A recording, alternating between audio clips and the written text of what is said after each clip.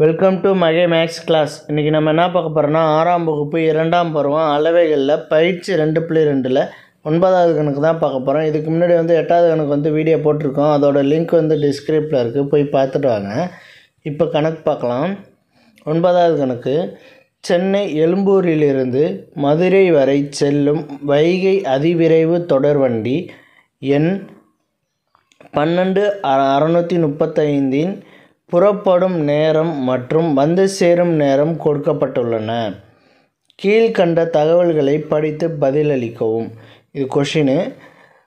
சென்னை எழும்பூர்லேருந்து மதுரை வரை செல்லும் ரயிலை அது எங்கெங்கே நிற்கிது, எவ்வளோ தூரம் போகுது, மதுரை வர போகுதுன்னு சொல்லியிருக்காங்க. அதுக்கு இடையில் எத்தனை ஸ்டாப்பிங்கில் நிற்கிது, எத்தனை மணிக்கு வருது, எத்தனை மணிக்கு புறப்படுதுங்கெல்லாம் ஒரு அட்டவணையாக நமக்கு கொடுத்துருக்காங்க. இதை வச்சுக்கிட்டு ஒரு கொஷின் கேட்குறாங்க. அதுக்கு நம்ம இப்போ அதை சால்வ் பண்ணுவோம். அதில் ஃபஸ்ட்டு கொஷினில் வைகை அதிவிரைவு வண்டி எத்தனை மணிக்கு சென்னையிலேருந்து புறப்பட்டு மதுரைக்கு வந்து சேர்கிறது.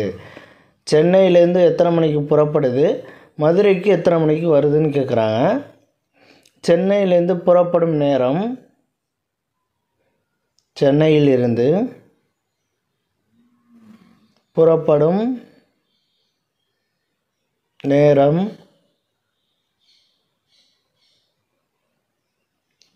நேரம் ஈக்குவல் டு சென்னையிலேருந்து எப்போ புறப்படுதுன்னு பாருங்கள். 13:40க்கு புறப்படும் நேரம் 13:40. இது ரயில்வே டயத்தில் கொடுத்துருக்காங்க, அதை அப்படியே எடுத்துக்குவோம். 13:40 மணிக்கு புறப்படுது. ஓகே. அடுத்து மதுரைக்கு வந்து சேர்கிறது. எத்தனை மணிக்கு மதுரைக்கு வந்து சேர்கிறதுன்னு கேட்டிருக்காங்க. மதுரைக்கு வந்து சேரும் நேரம்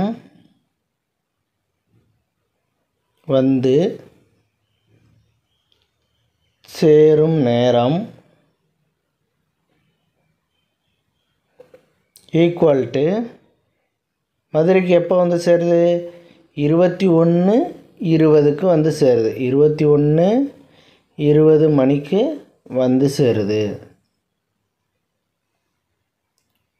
கொஷினில் கேட்டதுக்கு ரெண்டுத்துக்கும் ஆன்சர் எழுதியாச்சு. சென்னையிலேருந்து புறப்படும் நேரம் 13:40 மணிக்கு, மதுரைக்கு வந்து சேரும் நேரம் 21:20 மணிக்கு மதுரைக்கு வந்து சேரும். அடுத்து 2வது கணக்கு, சென்னை மற்றும் மதுரைக்கு இடையே எத்தனை நிறுத்தங்கள் உள்ளன.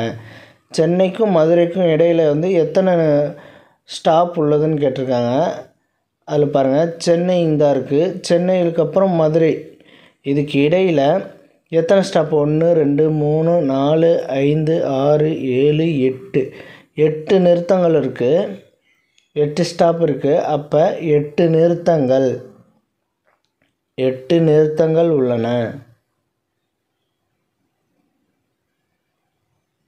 8 நிறுத்தங்கள் உள்ளன. அவ்வளோதான் 2வது கொஷின். அடுத்து 3, விழுப்புரம் நிலையத்தில் எவ்வளோ நேரம் நிற்கிறது. விழுப்புரம் நிலையத்தில் எவ்வளவு நேரம் நிற்கிதுன்னு கேட்குறாங்க. விழுப்புரம் தான் இருக்குது, 15:50க்கு வருது, 15:55க்கு இங்கேருந்து புறப்பட்டுருது விழுப்புரத்துலேருந்து. அப்போ இது ரெண்டுக்கும் எவ்வளோ நேரம் நிற்கிதுன்னு கண்டுபிடிக்கணும்னா இது ரெண்டுத்தையும் நம்ம கழித்தோம்னா நமக்கு ஆன்சர் கிடச்சிரும்.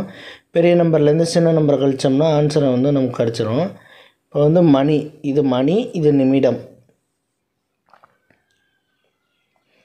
புறப்படும் நேரத்திலிருந்து வந்து சேரும் நேரத்தை கழித்தோம்னா நமக்கு ஆன்சர் கிடச்சிரும்.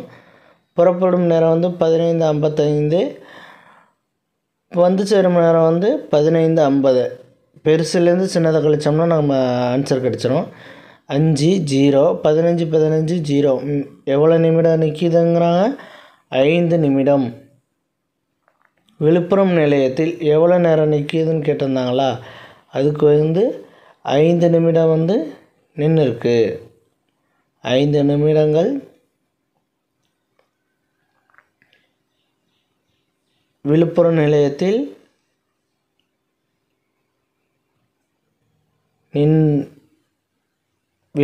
நிலையத்தில் நின்றது. அடுத்து வந்து 4வது கொஸ்டின், சோழவந்தானுக்கு வந்து சேரும் நேரம் என்ன? சோழவந்தானுக்கு வந்து சேரும் நேரம் என்னன்னு கேட்டிருக்காங்க. இதில் அட்டவணையில் பார்த்தோம்னா சோழவந்தானுக்கு வந்து சேரும் நேரம் வந்து மேலே பாருங்கள், வந்து சேரும் நேரம் இதுதான், 20:34 மணிக்கு வந்து சேரும். சோழவந்தானுக்கு 20:34 மணிக்கு வந்து சேரும். சோழவந்தானுக்கு 20:35 மணிக்கு வந்து சேரும்.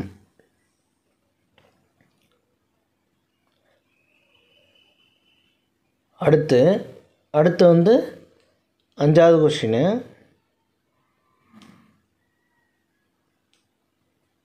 20:35 மணிக்கு வந்து சேரும்னு எழுதியாச்சு 4வது கொஸ்டின். அடுத்து 5, சென்னை எழும்பூரில் இருந்து மதுரைக்கு வந்து சேர ஆகும் மொத்த பயண நேரத்தை காண்க.